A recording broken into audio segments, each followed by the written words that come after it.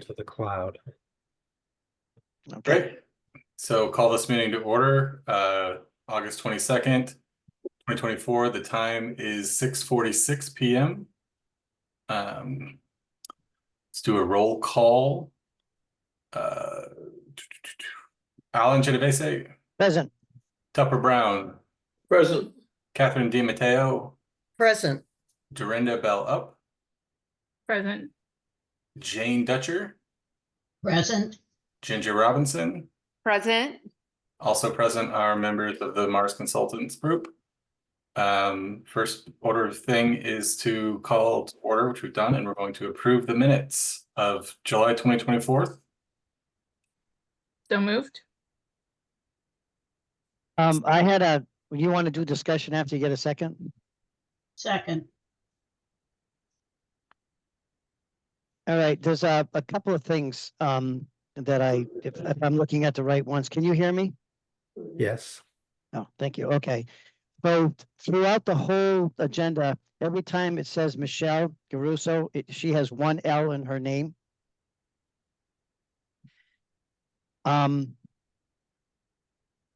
If you could say that it says this meeting was called to order at 6:32 by, that was Michelle, right? Michelle called that meeting to order? Yes, so if we could put that in.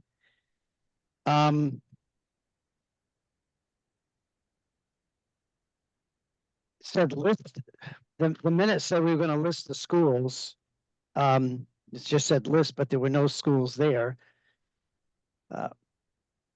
So it went as of blank date, the current elementary schools are, and then it just said list and they weren't there. So we should probably list the schools as you did in the agreement that you are having us look at. So those probably should be added in there. And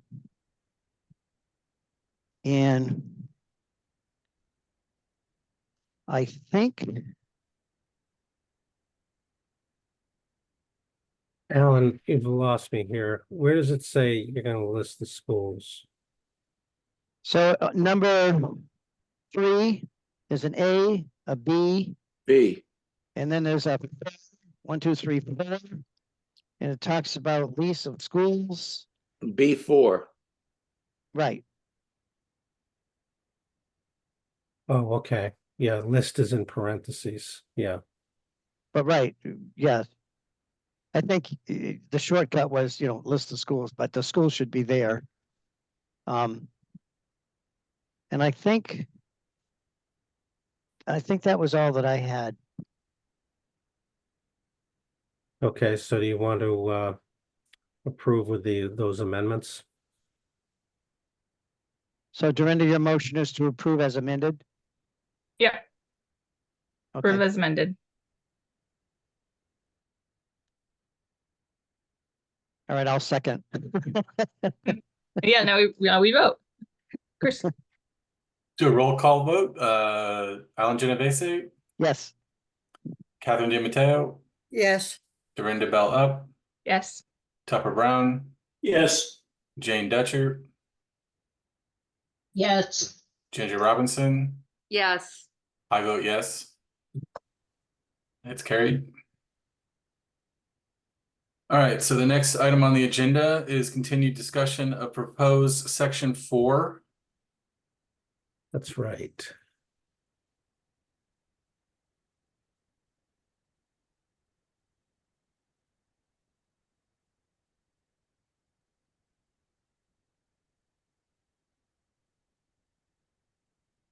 Can I make one note so we have the agenda right too?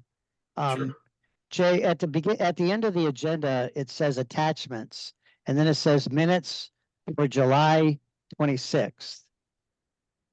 So it should be July 24th.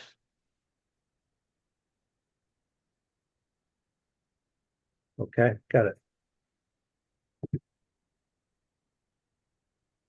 it. Jay, okay, great. Jay's starting a discussion. Yeah, I think Dorinda had her hand up. Dorinda. Oh, yeah, it was just a question on the section, we're sort of leaving off at a specific section, right, where we're listing the schools. And I was wondering, because we were trying to pick the language about, do we say, some exemption language for guild? Do we keep it generic? Is it possible to say like that the school serves grades 6 through 8 without saying that it has to serve every single student? Or, like I was wondering if there's a way to keep it vague. So if someone really wanted to sort of petition to keep 6th graders, they could, but putting in the language about Gale seems super weird. Yeah. But maybe we're not down there yet. Yeah, I was gonna try to just confirm some things about what you did last month, if that's okay. Hopefully this won't take long. So, Okay, and then we'll get to that point. yeah, Okay, so you chose to, relative to new schools, you chose to just leave the first sentence. That any new school be located in the member towns. And then, the district shall lease from the member towns.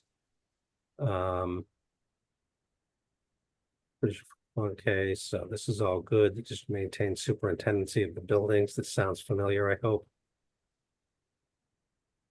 I Yeah. didn't understand the 20,000 and then 140,000. Was that just a misprint that the No, 140,000? it reads 20,000. The idea was the group, as I understand it, changed 10 to 20. Alan, the next number. Oh, should that's a be- cross out. Oh, that's a cross out. It It should have, looked like 140,000 is what I saw. Yeah, Okay, no. next number should just be 10,000 that was crossed out. thank you. Yeah, so nothing permitted, so they can. Town should be determined by the select board. That's all well and good. The town, okay, so relative to this section 3. It is. The minutes at the last meeting indicated we're going to get back to you about leasing and the provisions in leases. And to a large extent, you don't need to get into details about the leases in a regional agreement. So what you want to do is you want to authorize the school committee to negotiate with the respective select boards to come up with the leases that make sense. And that does include insurance. And but all of that can be worked out in the leasing agreements when they get very detailed. One of the leases for Gil Montague and one of their elementary schools is 8 pages long. So it's not something that really needs to be in their regional agreement. Some of the stuff that's in B1 is very good. This business about insured at expense and grounds so leased, and the district shall ensure the contents of the buildings. I think all you need here is something to the effect that the provisions regarding insurance shall be determined as part of the negotiations between the select board and the school committee. You don't need to get into this. Any comments about that? Catherine has a question. Catherine? Thank you. Not about that. It was, it's in the next section, so. Oh, okay. Sorry, I thought we were just gonna move down, but I Yeah, agree with what you just said about B3. okay. So if it's okay with people, the language that I would suggest we insert there is just that provisions regarding insurance shall be determined as part of the negotiations between select board and school committee. Tupper? I Are think you it, really sure that you don't want to create a presumption in this document that the towns that own the buildings should be responsible for insuring them? In other words, do we really want to create a situation where the district can come in and say to the towns, well, we think that or the towns can say to the district, we think that you ought to insure the school building because you're using it, for instance. I'm just wondering whether this is something that we really do want to leave for negotiation. Contents is something else, but the owner of the building, it seems to me, has a long-term interest. And I would think that it might be a decision of the committee that, or the board, that yes, they feel that the towns ought to insure the buildings. Okay, so if we take that suggestion, which is absolutely legitimate, we can leave this as it is because this sentence is here about details of such insurance shall be determined after consultation. And yet it does address what you're saying, Tupper, about the town will carry insurance about buildings, facilities, and grounds. Correct? The town shall insure, yeah, that, if you leave the number 3 as you have it amended, that will do it, yeah. Okay, all right, we can leave it be. That's your call. Absolutely. Jane, you had a question? Yes, I just wanted to comment that Pioneer insures all the buildings, the towns do not. Okay, well, you know, this was, this is kind of why I brought it up, is it, if the regional agreement has provisions that must be part of the lease, it kind of creates some, it's a little confining, but you can't do both here. And usually the other thing we found is that, and Matt can jump in here if he wants, is that generally speaking, the town does have insurance on the buildings and the school district also does. Okay. So the parties are usually very interested in protecting themselves when it comes to writing out the lease. So Tupper, I think you wanted to respond. How do you put your hand up so I can get my hand up? I can't figure out. I got whiteboards, notes, reactions, record. Reactions. Under reactions. All right, let me hit Tupper, that. did you have a Thank you. point? No. Alan, that was the hand. Alan is clapping. Oh, okay, well, that's not the one I wanted. So do you So, want to, we here can we just go. leave this as it is for now, if that's the general sense of people, folks. Well, my comment is that, let me go back to where my comment was.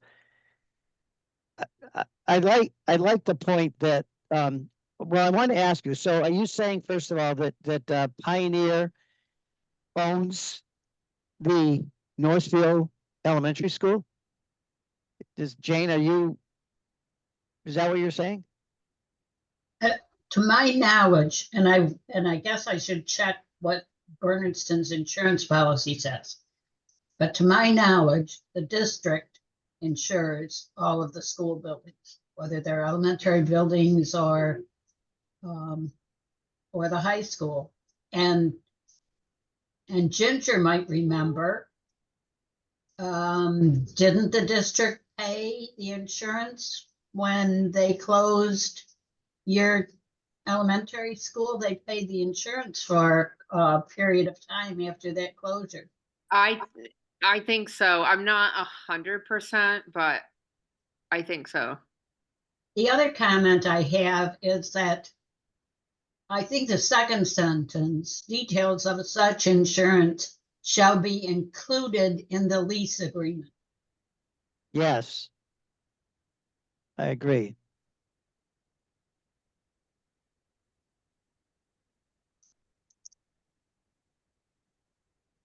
Okay, I can make a note of that.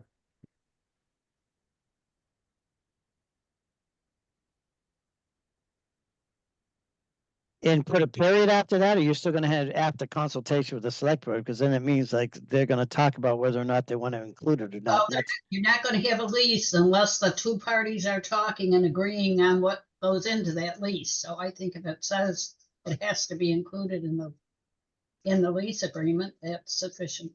Yeah, I think that's pretty much understood, but if you want to put it in there, you can. Jay, do you think we need to have, excuse me, Jay, do you think we need to have a straw vote on this to get a consensus? Well, I'm not sure what we're voting on here anymore.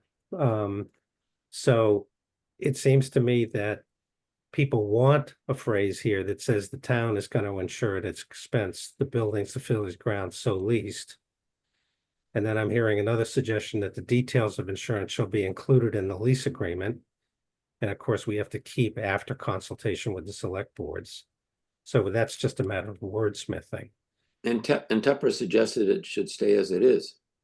Well, I'd like to point out that I personally don't have an opinion one way or the other, but I recall a previous discussion that Matt Lord had a lot of interesting things to say about this. Tupper had presented the same argument, and we had already kind of talked about this in the past. and had left and had arrived here. So where we have arrived, it doesn't have enough clarity, I think, for us to really know where we are with it. Tupper? Yeah, I can make this discussion a lot easier for you all by leaving at this point. And you can go ahead as you think best. I really have to leave. And I apologize. I'm very sorry, but I have to go. Okay, you know, Alan, if I could just show, I found some language on leasing that is from another regional agreement. Yep. And it's been approved by the Department of Education. The language has. And it's really quite straightforward, if I can get to it here.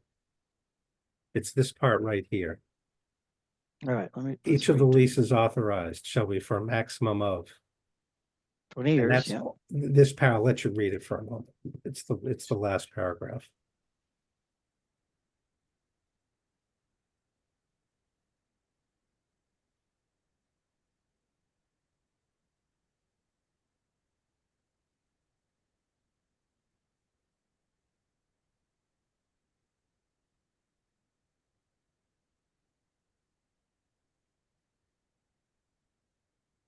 All right, let me ask you this. And that's, other than an introductory sentence that the district is authorized to negotiate with the select boards to complete leases. This is the only paragraph that a lot of districts think they need. So it's just a suggestion. And So, go ahead, Alan. Well, okay, I was just gonna ask, this is not requiring the towns or the school board in short, it's just allowing them to do that. I'm sorry, it's not requiring that the towns what? Insure these buildings, it's just allowing that that could be part of the agreement, part of the lease agreement. It says that the leases shall contain provisions about insurance, but it doesn't say who or what kind. And also, there's more than one kind of insurance, as we all know. So it's just requires that insurance be addressed in the lease agreement. If I could come in on something on this, the problem is the consistency that you could have is that one lease with one town, the town would be paying it, but another town says we want the district to pay. And that means when the district is paying, the other towns are supplementing the insurance for that town. So whatever you do, it needs to be consistent. Either the district's going to pay for them all, or the towns are going to pay. You just got to have some consistency. I'm looking at it from a business administrator's point of view. Yeah, But and this that's, has the business of how long the lease is, has some of the requirements that have to be in a lease.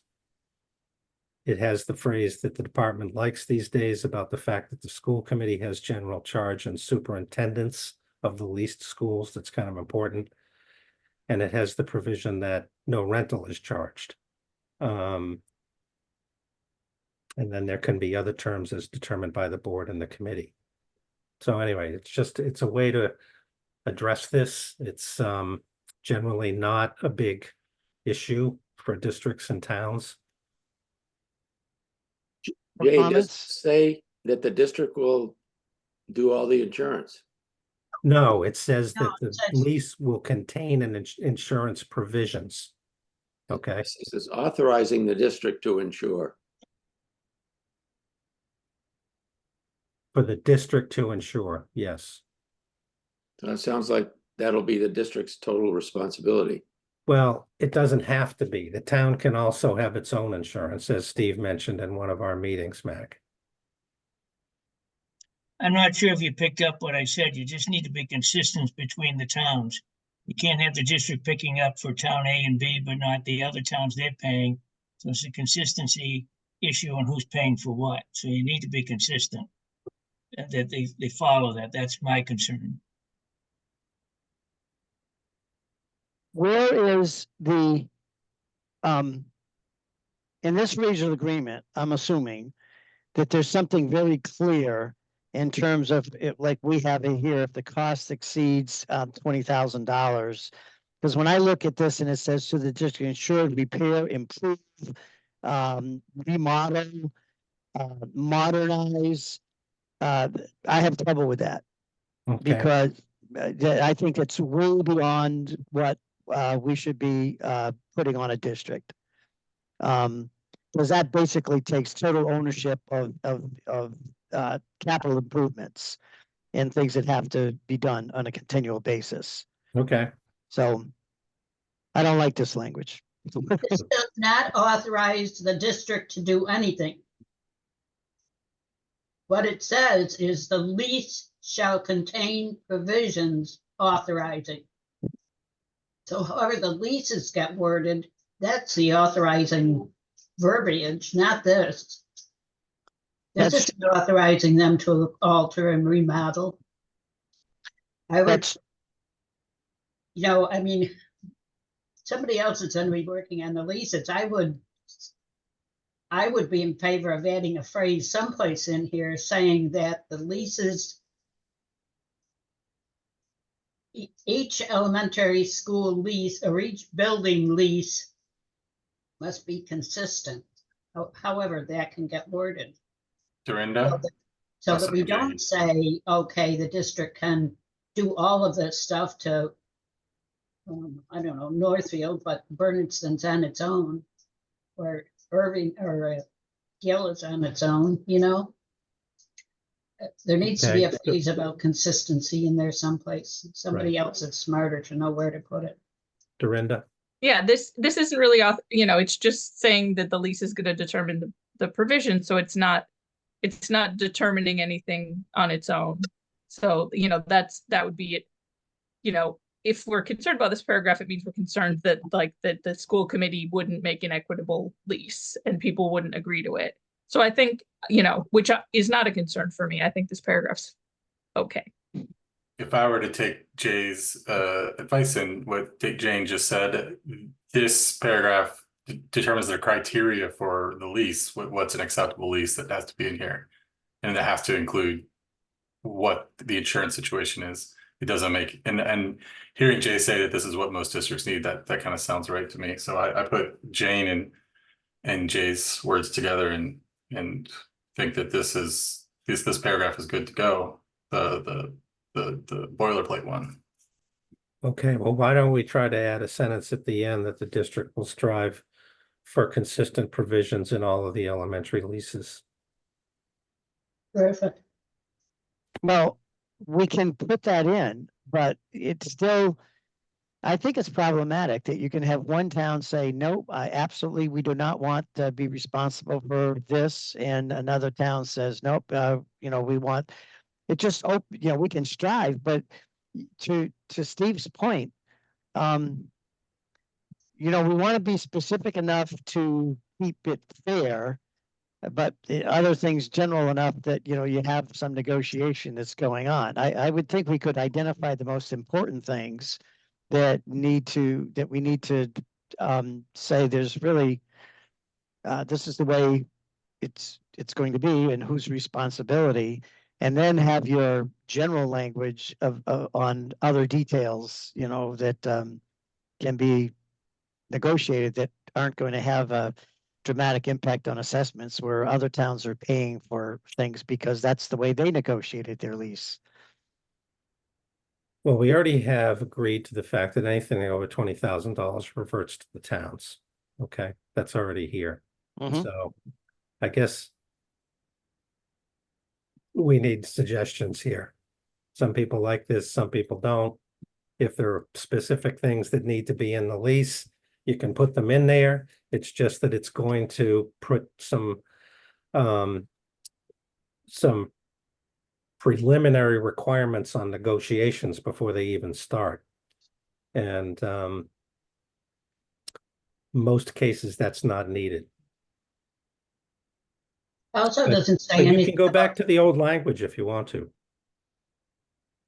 I'm rereading it, trying to move in more in your direction. I mean, if you want a sentence here that protects the district against capital expenses, we could add something like that. Catherine? Yes, this suggested paragraph, is it to replace 1, 2, and 3 that's currently in here? I think what Or we're just trying to, 3? yeah, no, that's a good question. I think what we're trying to do is address this insurance question. I'm gonna scroll back up.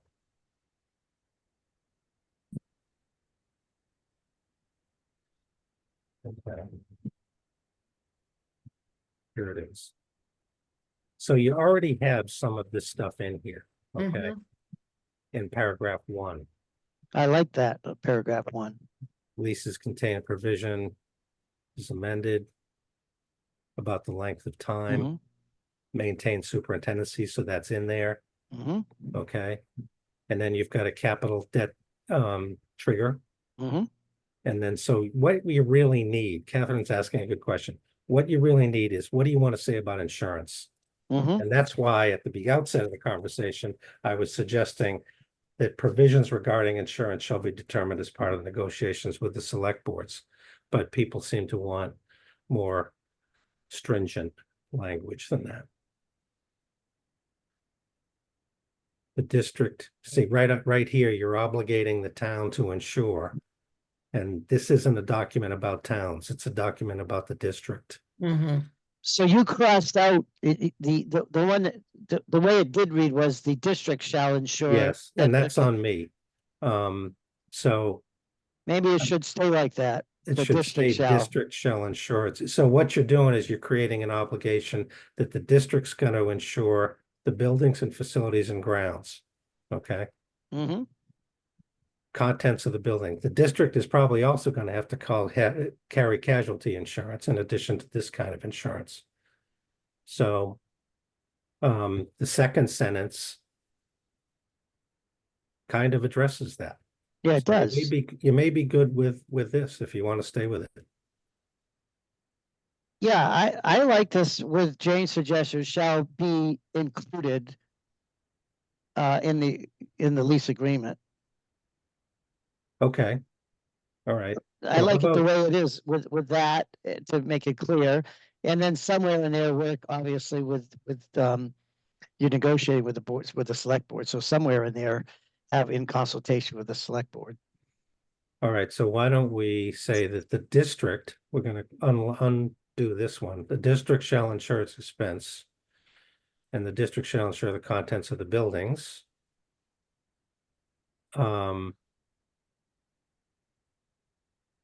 And details of insurance shall be included in the lease after consultation with the select board. Yes, So Jay, is that saying that the district is responsible for both the inside and the outside? yes, it does. insurance? Yes, Mhm. it does. It creates that obligation. Yep.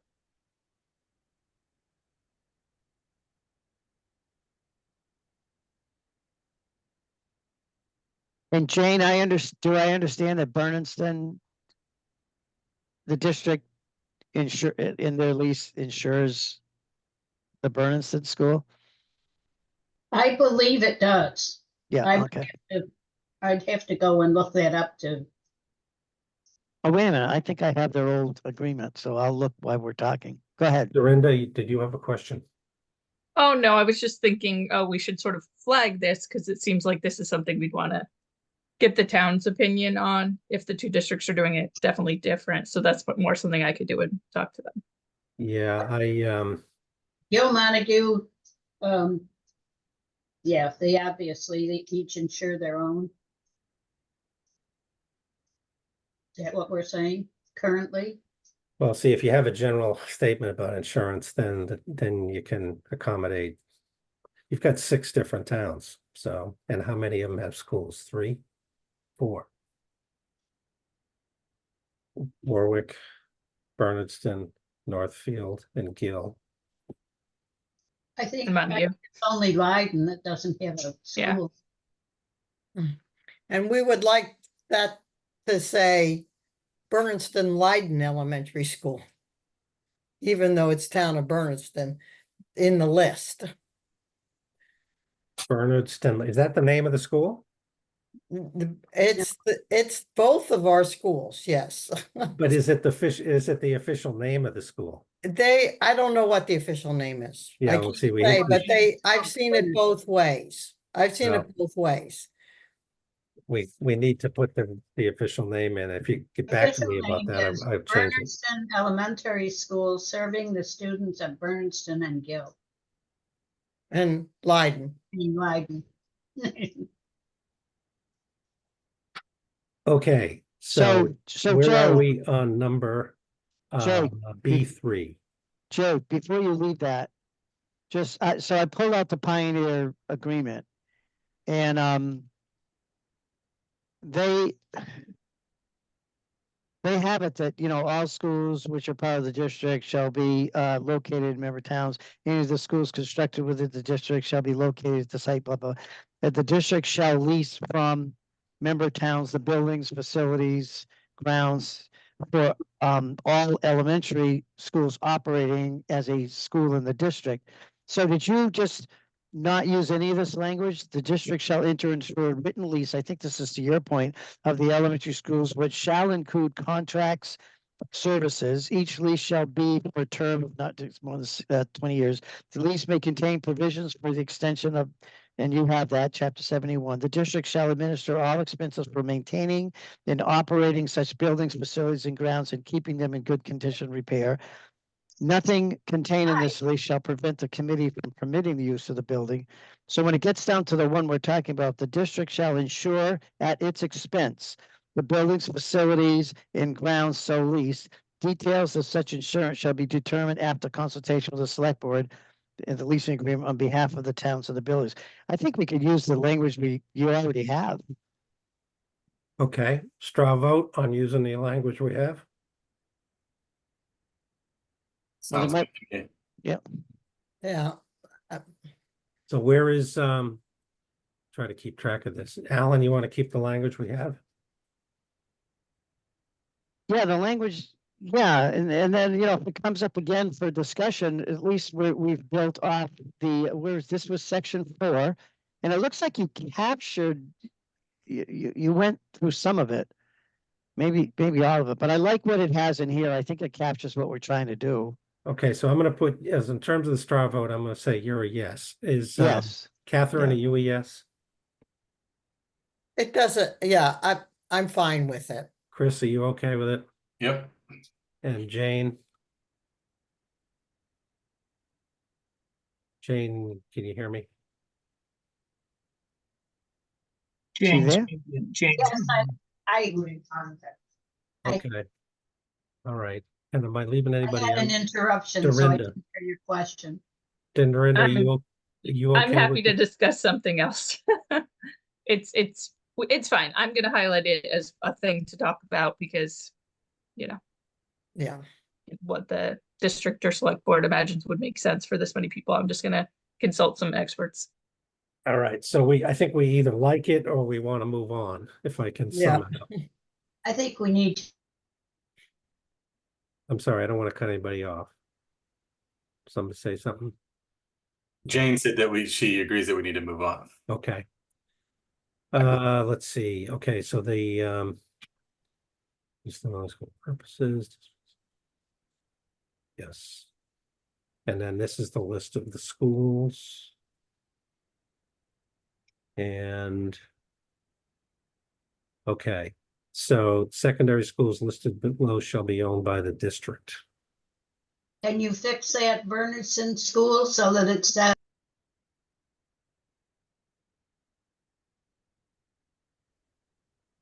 I need to hear that again. I'm sorry.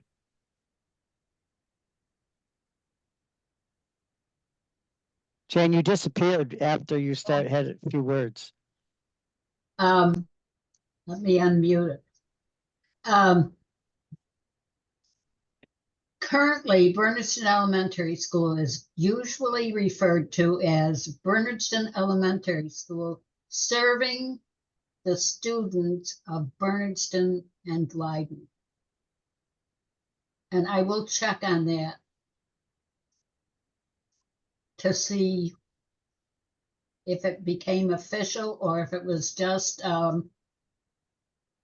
gentleman's agreement.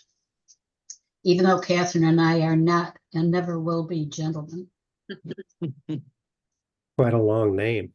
Let us know what you find out. I will. I'll check tomorrow. Okay. So this is about the secondary schools owned by the district, Pioneer Valley being so what I remember from the last meeting is you folks did not want to get into grade configuration language. Correct. So what we want to say here is that Pioneer Valley School shall serve as the middle school. Does that make sense? Yes, and I was gonna add to that, it's to serve all middle school students as defined by the school committee. And that, I think Chris made the point that getting into the configuration is not within our purview. That should be within the school committee's purview. I think, Chris, you made that comment at the last meeting, and I thought that's absolutely accurate. I didn't use that specific language, but that is the gist of what I said, I believe. Okay, well, we can add that. So the Pioneer Valley School shall serve as the middle school as defined by the school committee, right? To serve Um, middle, no, you have all middle school students. You still have to have all middle school Serve all students middle school students, yes. as defined by the Okay. school committee. But I did want to put in a good word for the town of Gill here, okay? So Gill is, as I understand it, quite adamant about keeping their 6th grade, or at least giving kids the chance to stay or not stay in their 6th grade. And I've heard that this is a strong feeling in the town of Gill. And I've also heard that from the superintendent. So we can leave that up to the school committee, as the language suggests, or you can say something about it here. Jay, I like that. I think Dorinda was talking about, I'm wondering if it would serve the purpose of just taking the word all out of that, of both of those sentences. Shall serve students in the district in grades 7, 8, or middle school students, instead of saying all, then you have a way to exclude the 6th graders from Gill, or allow them to be in their own school. Would that be helpful? Yeah, that's what I think. But for 6, I guess 6 through 8 though. Because I think some of the reason, Gill was concerned their school would close. That's what Greg was saying if they didn't have grade 6. I think there's a lot of different reasons, but some of which are no longer valid because the enrollment's really good there. So I think being vague and leaving that opportunity, though, I don't support it, but I think vagueness is good here. So Okay. Jay, would you add as determined by this regional school committee? Let's see. So Where your cursor is. serve middle school students in the district. Yes, I'm not going to change it right now, but I have that note. Okay. Yeah, thanks, Chris. So I had a follow-up meeting with Greg about this point, and we're trying to create, a new district, and the new district is going to have, a philosophy, and we're certainly trying to set up a state-of-the-arts middle school. And we had a conversation about it would make sense to have all of the kids, if it's defined that it's a 6 through 8, then, and that's what the school committee decides the configuration is, then it should be all the kids, 6 through 8. Parents obviously can school choice or do, other things, but I think we're either going to be all in or all out in terms of, what are we doing as a district? And that was the gist of, what I brought up, because as it was told to me that, the big thing is here is to have enrollment across all especially at the secondary schools, be as high as they can be. However, this also has to be voted by all 6 towns, and if Gill doesn't want this, then it's all for naught. So I think that's what the effort here is. Good point. Jane, did you have a comment? Yes. My comment is that currently we talk about middle school and we all generally think of grades 6 through 8. Every few years we change the terminology and we change the grades. So I think we should be careful that we don't put something in this district agreement that ties the hands of educators when they suddenly decide that it should be 7 through 9, which it was when I went to school. And that was a few years ago, but nevertheless, that was life then. And I went to an elementary school in a town that provided K through 8. And when I graduated from 8th grade, I went to the neighboring town that had the 7 through 9.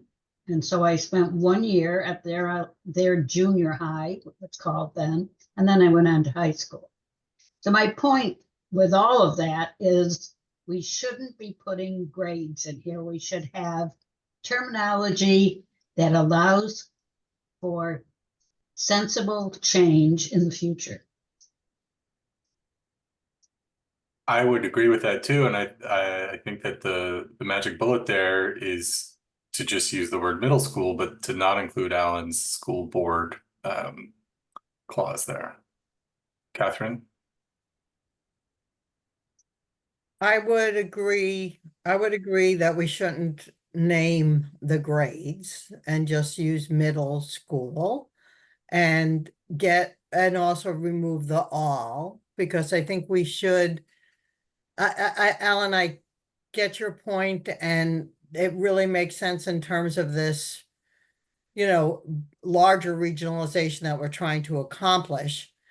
But on the other hand, Gil was, and they're not represented tonight, but they were quite adamant about that. And so, yeah, that's what I would say at this point. Yeah, Chris, just Can I ask a question? Doesn't Gil have a policy that allows the parents and the 6th grade student, the incoming 6th grade student, to decide whether that student's going to stay in Gil or go to the middle school at Turner's? that's correct. That's correct. They give them a choice. They give the parents a choice. And I like that. Yep. So if I could just clarify something, Chris, I think my suggestion of the clause is really important to stay because it gives the authorization, however that's going to be defined, as Jane had pointed out, to the school committee.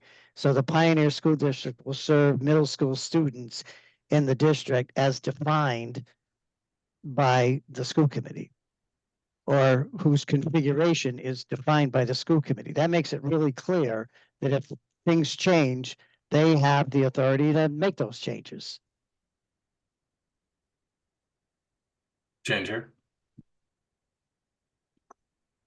Ginger, you had a question? Yeah, sorry, just, yeah, I agree that it shouldn't have the grades. I feel pretty strongly about that. And I don't even know if somebody wanted to not even say middle school or high school, or if we just said school, I would be fine with that too. I want just a lot of flexibility there.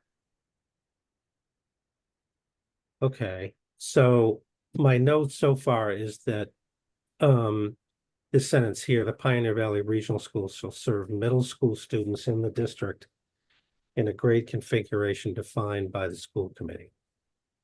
Okay. Maybe that's not settled. I like that. I like that. Maybe it isn't settled with everyone, but that's what I got.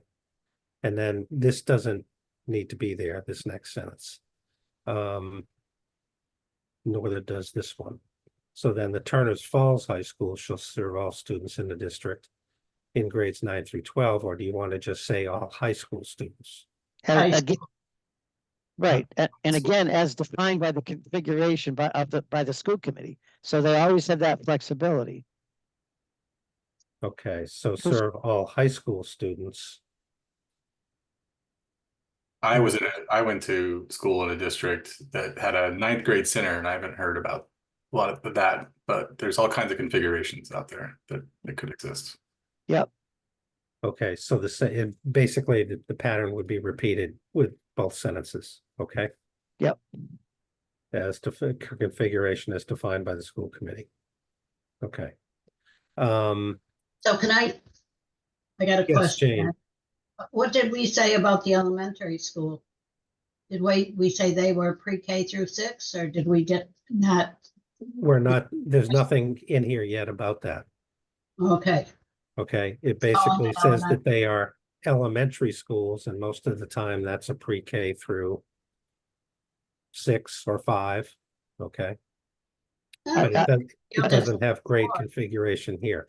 Yeah, and you should, well, you could in terms of schools go, K to 3 or 5. So elementary schools may take on the different configurations. They're not going to all be K through 6 or K through 5, whatever that is. So that needs to be left open. Do you want parallel language here? Grade configurations defined by the school committee? I Seems see to- some people nodding. Yeah, Dorinda, we have one statement. All we say about the elementary schools is that they are elementary schools. It doesn't in here any place say anything about what grades they are, right? That's the way it stands now, yes. And back in the beginning, in some other article, we said it was going to be pre-K through 12. The district was pre-K 12, Right. yes. I think it's fine the way it is. Okay.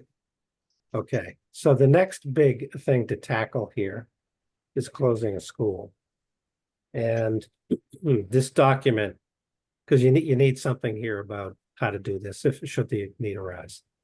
And as everybody clearly understands, it's an emotional issue when it does come up for action.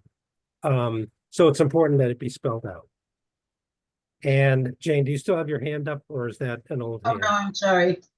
Okay, so so the first, I'm just going to ballpark this for a minute. So the first bit of language here, a vote by the committee to do a study, closure shall not be done without educational impacts of students, the components of the study, and then there's a quorum to review the study.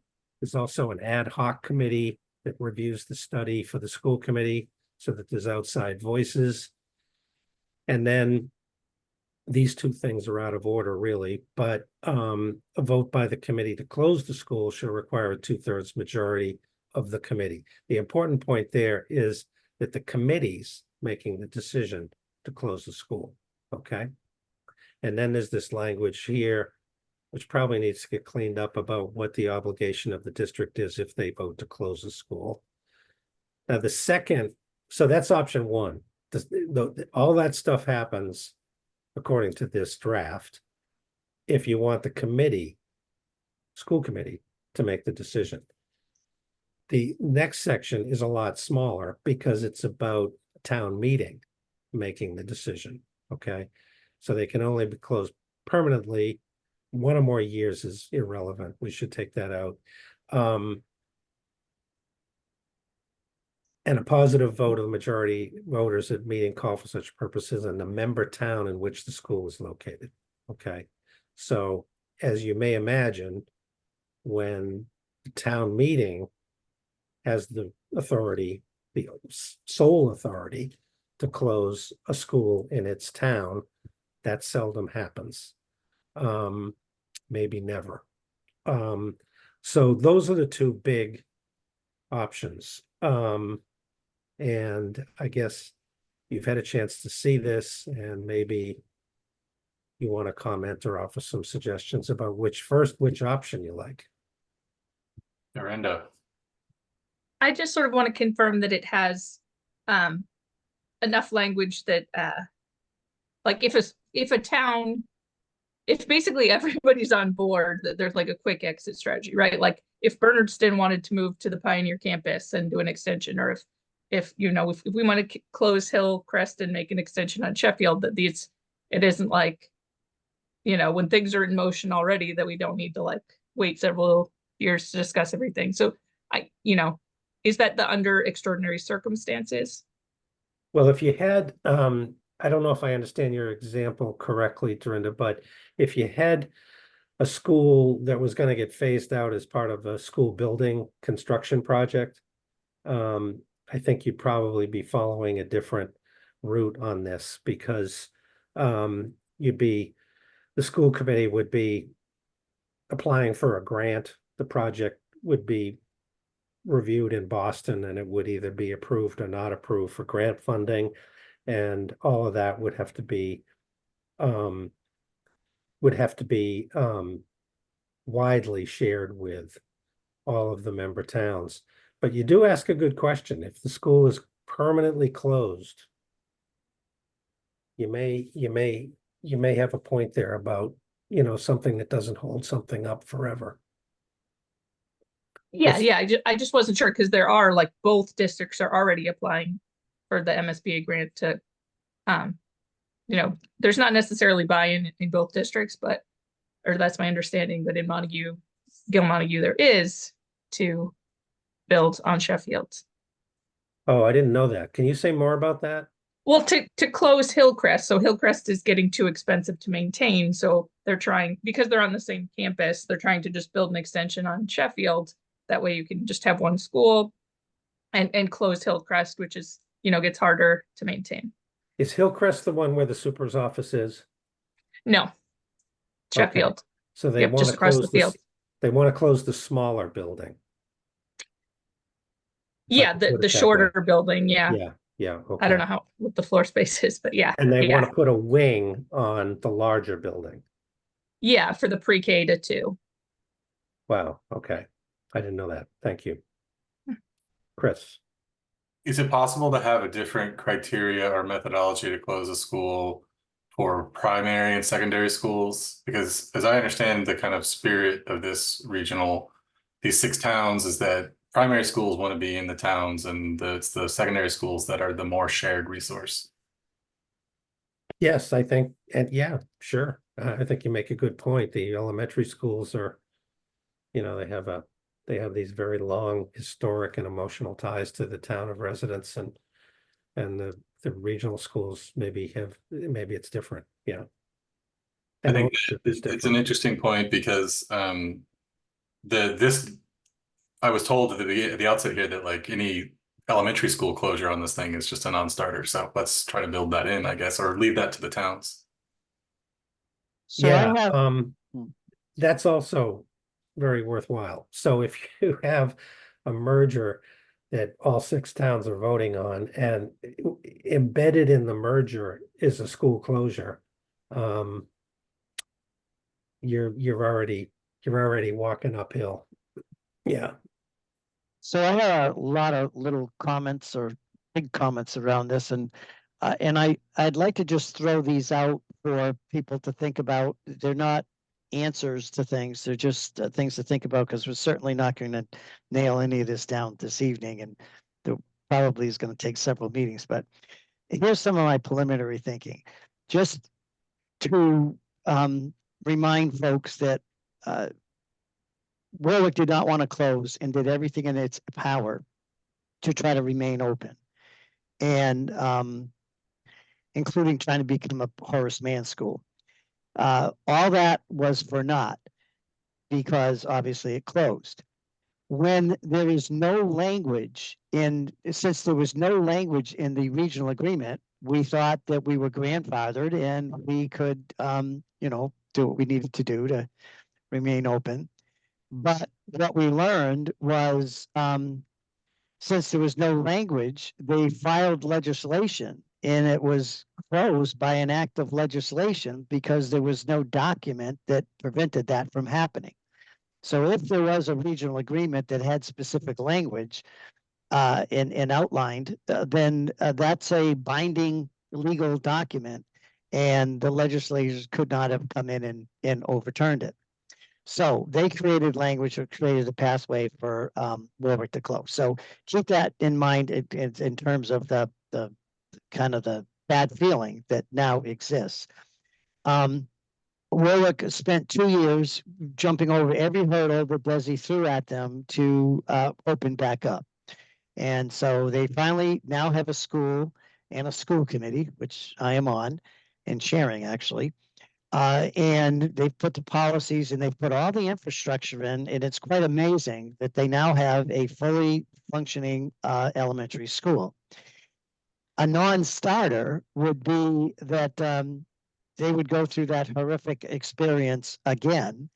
And there was even some conversation about, well, maybe they would be interested in being part of this district 7 through 12, and they would get to keep their own elementary school.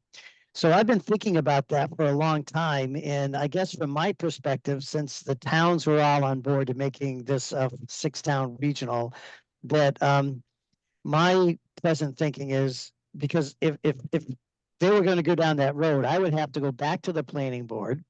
I'd have to ask them to see if they were willing to go forward with only a 5-town regional, get another vote on that, and then look at the assessments and so forth. So I've kind of decided that since we went into this as all 6 members, that I'd rather bring something to Warwick as being part of this pre-K through 12. So that's my backdrop. I recognize that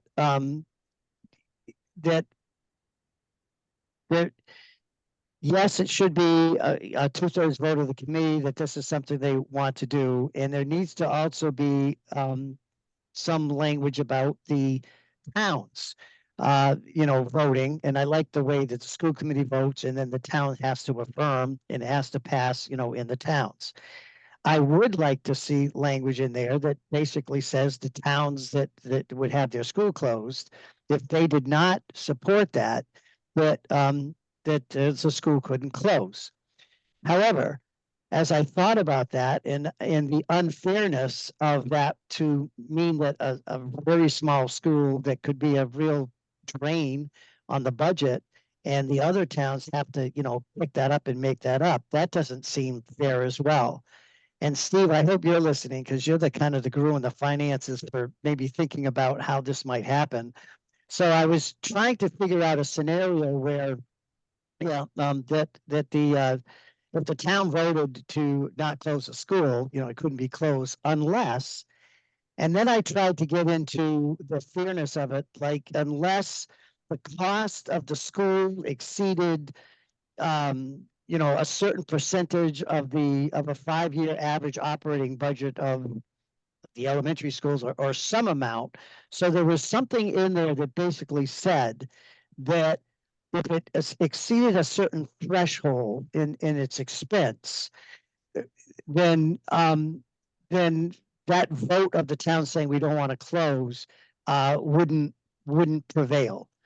Now I'm a little fuzzy because I've been kicking around. Well, what would that look like? How would you determine that if the elementary school became so expensive and the other towns are picking up that, I'll call it a burden for now, or responsibility, that's clearly not fair to the other 5 towns. So my thinking is just very abstract, and I admit that, but I'd like to see us have something where the school committee has to vote 2/3, the towns have to, whatever that percentage would have to vote, and then the town that it would close would have to agree. And if not, then it goes into this formula of, well, you are basically too expensive for the other towns, to afford that. There was one other thought that tied to that, and it was just as a history. I was on the school committee in the 94 when the town couldn't afford their elementary school, and the other towns as well. It was just getting too expensive. So that's when Pioneer went from a 7 through 12 district to a pre-K through 12 district, and the elementary school committees dissolved, and then it became a larger district. And so this is like the great experiment again. As I said, I'm on the school committee, but I made it known that I have concerns about the longevity and affordability of the town to be able to sustain that school. And ironically, right now it's being funded by a $200,000 grant, which is helping that to happen. But with the new SOA probably coming up, and with the grant going away and the additional expenses that are going to keep mounting, it may be too expensive for the towns, and then here they are back again, you know, looking at that. So, I would like Warwick to be able to vote on this with being part of a K through 12 district, and maybe their school committee could be an advisory committee or something like they did when they first rolled into the Pioneer District. So this is going to require a little bit of focus in order to get Warwick on board with you know, dissolving their school committee that they worked so hard to have and get elected. They just bought a bus. So they have a lot going on. So we have to be respectful of what they're doing, but at the same time, maybe when this lines up, it might be at a time, because we're talking 3 years out, where the realization goes is, well, we need to join this new district. So that's my, thank you for listening to that overview, because it all ties into why this is going to be a little more difficult, I think, to hammer out some language that I could convince them that they should vote for it.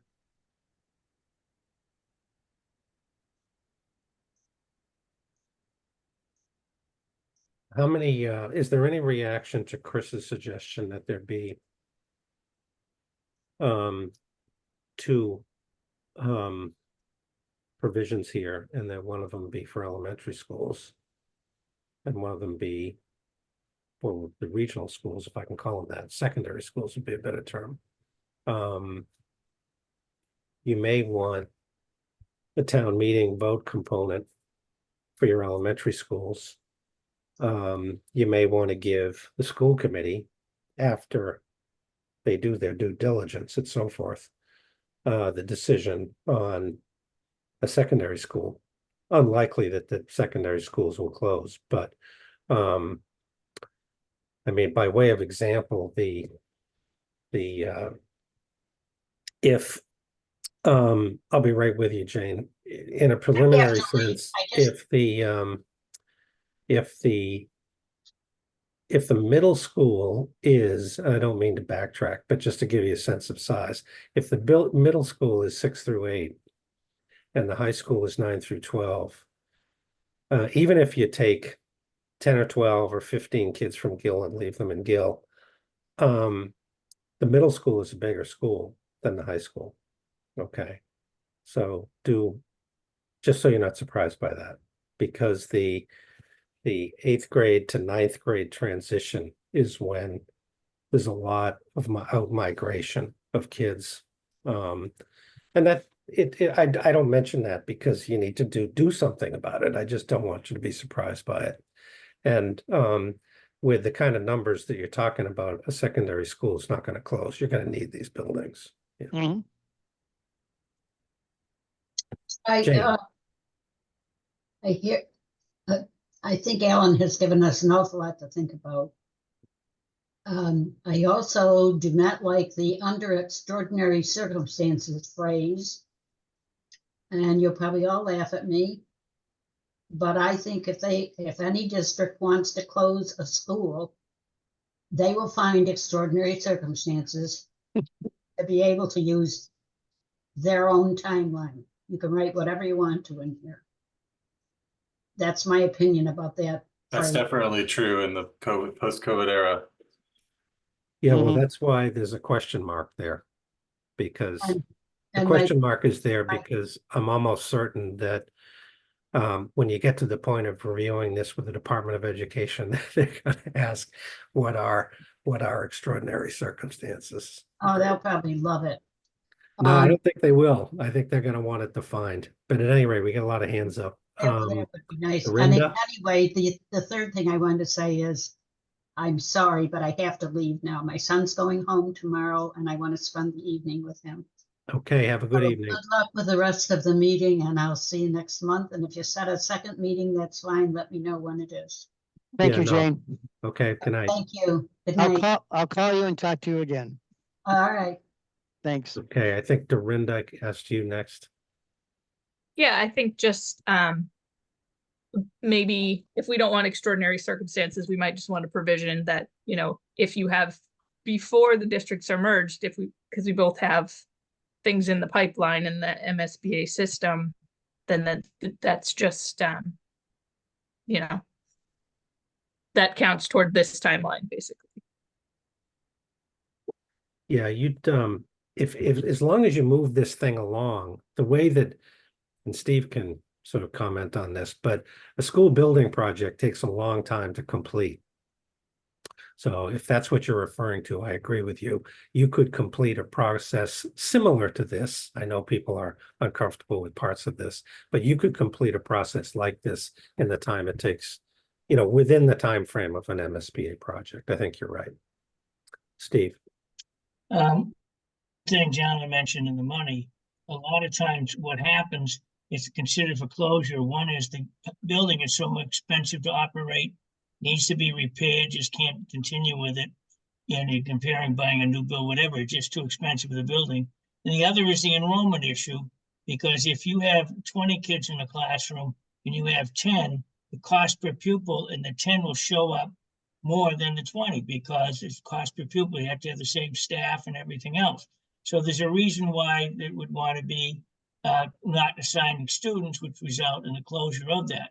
And part of the reason also we worked with another district that they wanted to have this in here, so there was a process. It wasn't some night the school committee voted in March to close it because they need to save money. There's a process they got to go through to do that. The other thing, comment, if you had town meeting and they voted no, they didn't want to close it, then they're going to be prepared to pay the money that's costing the district and the other towns are footing their bill. So it's not an easy thing on the district to say that we don't want to close it, but then who's going to pay for that? Does that mean they pay for it or whatever? So you do need some sort of a process in there of why they want to do it, and then take a look and everybody has a say in it, understand the finances, then they then can make some informed decisions. Catherine. Okay, so I'll admit being now totally confused and I'm not quite sure of what to respond to.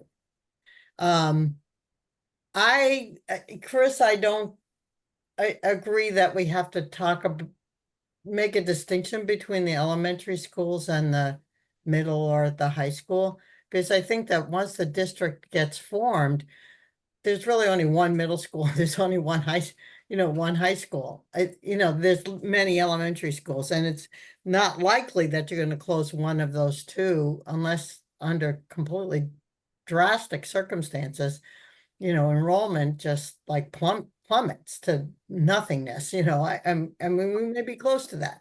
I don't know. I don't have all the numbers on that. Secondly, I have a clarifying question.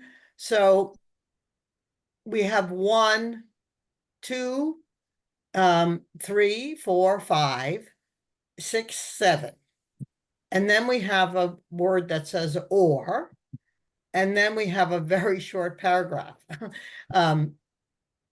Does that paragraph replace 1 through 7? So No, it doesn't. I was just trying to point out the options in terms of who makes the decisions. So you could incorporate a feasibility study with the town meeting vote. You could do that, excuse me. Yeah. You don't, this can be recrafted the way you want it to be, okay. but you still need to think about where the decision lies. Okay, And I and then, guess- and just another clarifying before Jay, just because it'll help me. Yeah, The other things, the other section with the 3 different options down here, that's just for the school committee. Those yeah, are, that's just right. Okay. So I should have explained that. So if you give the school committee the authority to close, then these are options for how that vote might work, right? okay, all right. So Okay. here's where I sit right now. I would agree that the school committee and the town or town. Now, I don't see anywhere here that all the towns have to agree, but the school, that or section, that sits well with me. And then the second paragraph under the options sits well with me. Okay, I'm gonna Eh, need, Can you read those? Because I'm trying to follow you. and I Oh, like sure, all right. I like what you're So- saying, but I'm not sure which ones you're Sure, okay, doing. I'll read them, sure. Thank you.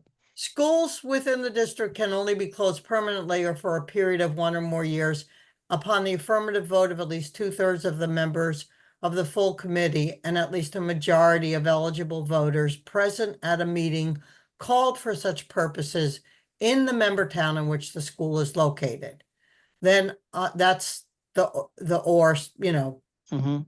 and then under options, schools within the district can only be closed permanently upon the affirmative vote of at least 2/3, 9, of the members of the full committee with affirmative votes from at least 5 towns. So in my mind, that's how the school committee will vote. Then at least a majority of eligible voters present at a meeting called for such purpose would also have to agree. okay. So basically, the decision is twofold. Yeah. Goes through the school committee and it goes through town meeting. Yeah, I would agree with that. I like that. I don't know if I like the particular language on each, but I agree that there should be a Okay. joint effort. Okay, Catherine, let me ask you a question then. sure. What is your view of the feasibility study language? Is that something that you think you or other members of the committee want to keep in?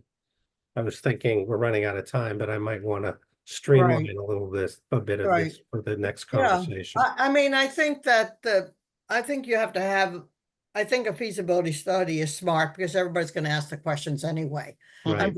And you might as well have the answers to them, or at least, you know, some of the answers to Okay. them. The only thing I wrote in my, you know, notes when I was reading this was that ad hoc committee seems really large to me. That it's one member from every town, you know, from the school committee from each town, and then 2 members from each town. So it seemed like, oh my gosh, you're gonna have this giant, and we had previously had the discussions about what size the school committee was going to be in the district. And I thought to myself, we're recreating it here with this ad hoc, you know, with this very large ad hoc group. But I don't know that I have a suggestion yet as to how many people. No, I think again, you're from where I'm sitting, you're on point here. I think the feasibility study needs to be part of this, but as we look at it as consultants anyway.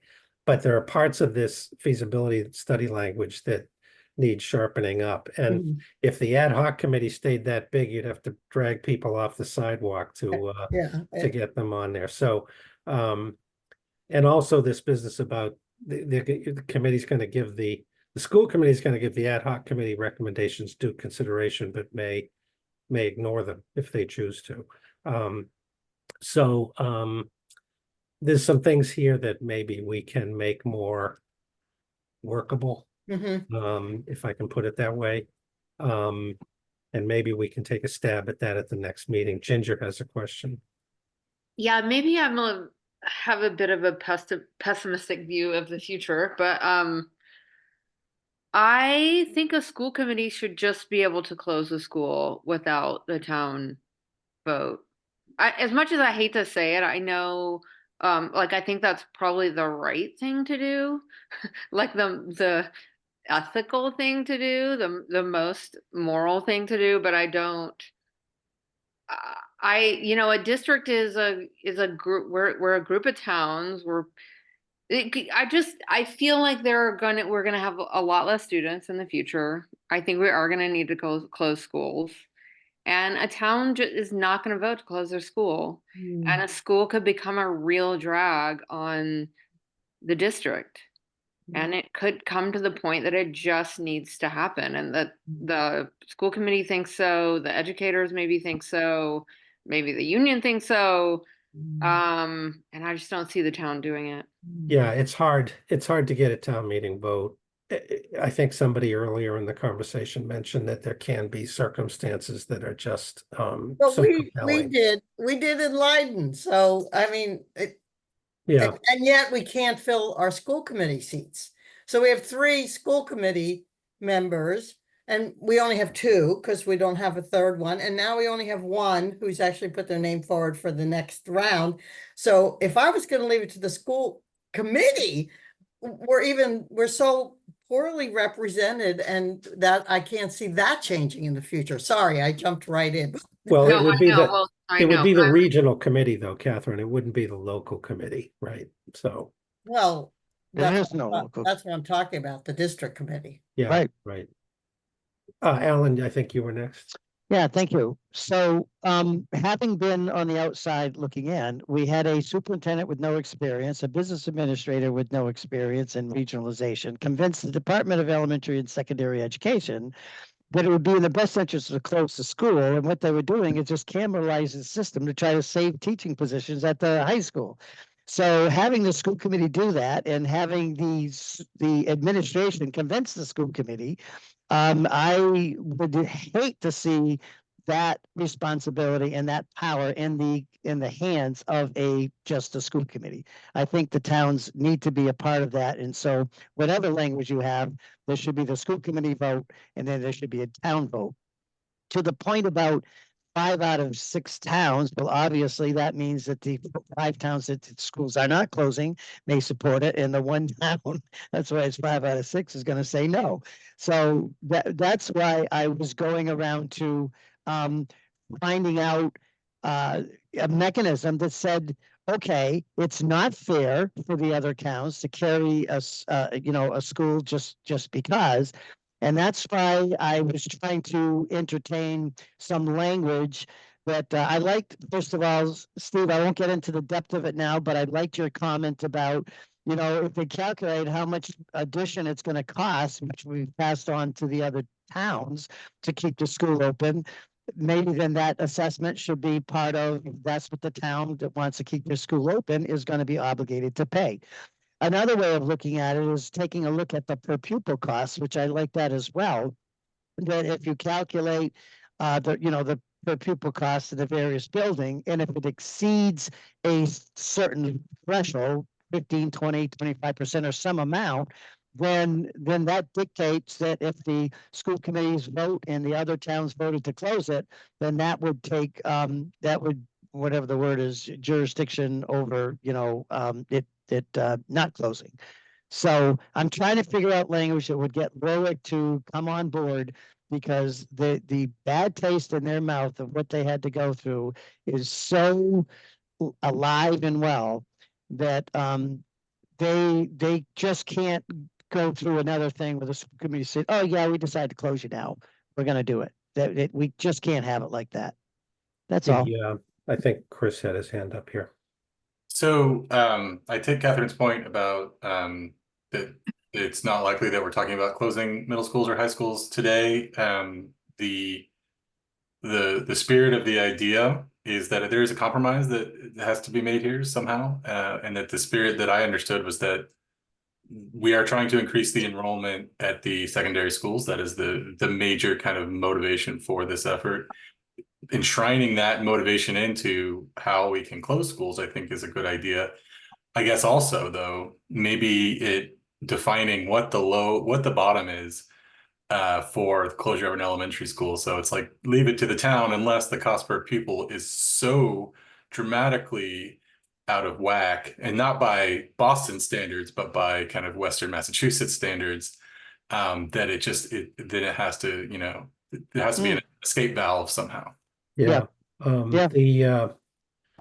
The business of, if to Alan's point about, so let's say the school committee votes to close, town meeting says no. Having a provision that requires the town to pay most or all of the expenses of the schools, that seems sort of doable to me. Developing language that based on finances and calculations of per pupil cost or whatever, that sounds much more difficult to me. I think both have the same spirit, and I think they're both good ideas. Yeah, just an escape valve is what I'm trying to articulate. Sure. Yeah. Yeah, I think if we can come up with something there, I think in 10, 15 years, Warwick is not going to have very many students. we're becoming towns of rural gentry where houses cost $500,000, $600,000, $700,000, $800,000, $900,000. There's just not a lot of young people that are going to be moving here with their kids, and they're going to be, a lot of them are going to send their kids to private school, and young people are not having children. I see the demographics going this way. I mean, I wish I didn't see this, but when I Right. put what I see together, it's not, I don't see these rural elementary schools full of kids, and it could get very expensive. Yes. Yeah, Chris, but- if I can jump in here, I was gonna maybe recap. We're at almost 10 after 8. And so I'm gonna try to take some of the discussion on the earlier parts of section 4 around leasing and try to clean that up a little bit to reflect maybe that we've made a little bit of progress. Similarly, Jay, before you do that, because I don't want to come back at the end, because I want you to be able to have the final review and then we, get a date and close the meeting. I yeah, just want to point out that Warwick has we have a pretty extensive waiting list to get into Warwick under school choice. But the state has told Warwick that if you accept kids under school choice, that we are responsible for paying their tuition going into Pioneer. So if we minus the school choice, so if the tuition's 17,000 at Pioneer, then they'll subtract off the 5,000. They're saying the town of Warwick will own the education of those kids that go on to Pioneer, which obviously is probably where they would go. So we have legislation that we went and we're working on, and we're going back again in January to resolve that for Warwick and Hancock and a lot of schools.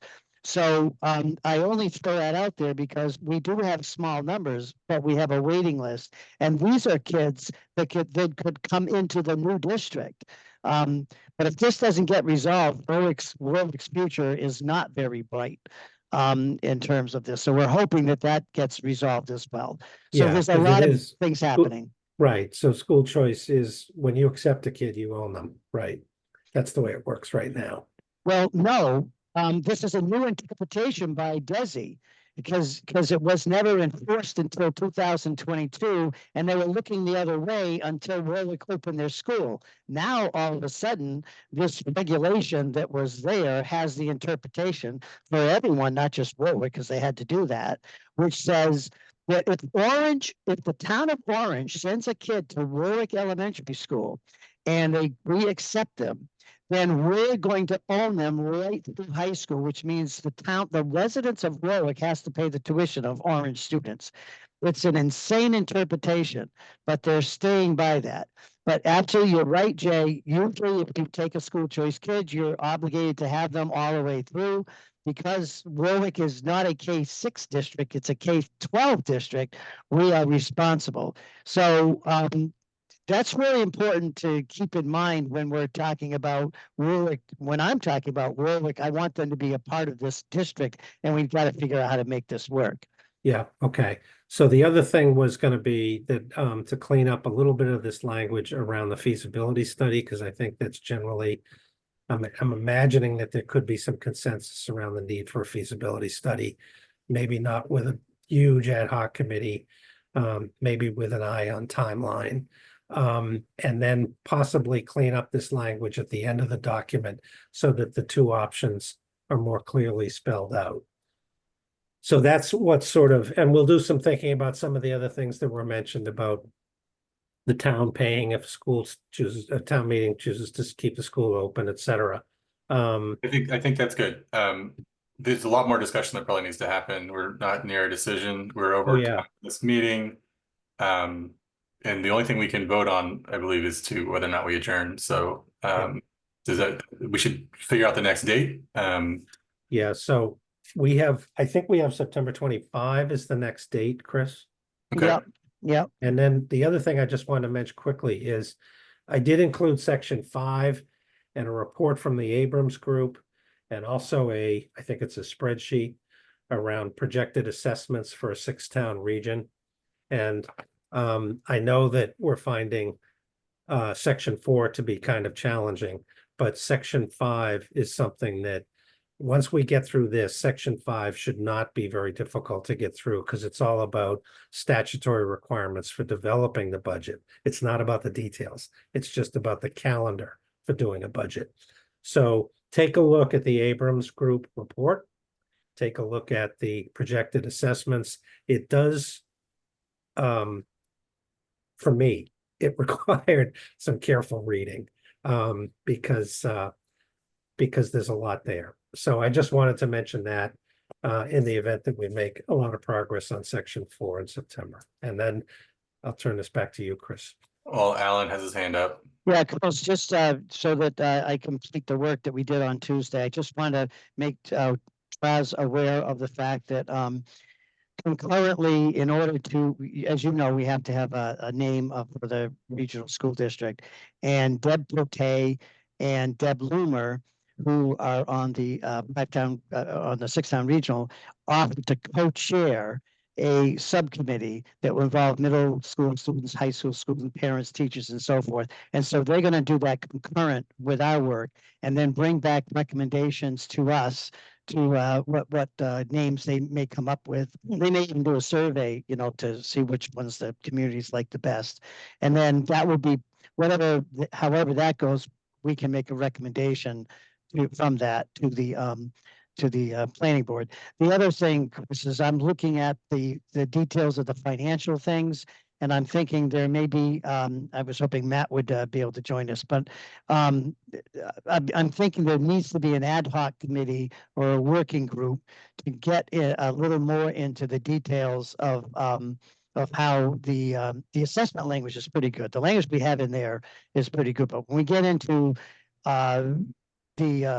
you know, how the capital costs are going to go, or how the OPEB breakdown will be, things that could really bog us down for many months. If we could also have a concurrent group working through that, that would be helpful. I'm hoping that Steve and Mac and you, Jay, and Craig and I can have a conversation with you about what you think that composition or those items would work best in concurrent with the working group of the of this committee. So Right. So I think the first step is a 5-person meeting with the 3 consultants and you and Greg, and we can discuss this as well as some of the long-term stuff about liabilities and assets. But I believe that Matt Abrams will be. So I want to make sure that we time this properly. Matt Abrams has expressed a willingness to be at the meeting where we talk about assessments. So we should make sure that it's the meeting that we need him at, and not have him sit through a long conversation about section 4. But I just wanted to let you know that when we get to the assessment, which is section 6, he can join us to explain his report. And they do make a recommendation actually in their report, which is kind of important to listen to. So anyway, I'll stop talking. thank you. Alan, if I could add on when you get to that section, you're reading through the Abrams report, you are required to have a statutory method in your agreement. So you have to choose, and they gave you a choice of 6. So you're going to look at those. Then you can do an alternate if you want to. So just don't think you only have to, you have to have a statutory, and then you can have an alternate. Okay, well, we're about 2 meetings away from that, but thank you. Okay. I don't have anything else, Chris. Great. Does anybody move to adjourn? So moved. A second. Alan? Yes. I vote yes. Dorinda? Yes. Catherine? Yes. Ginger? Yes. Meeting's adjourned. See you guys September 25th. Thank you. Thank you. Bye. Happy Labor Day.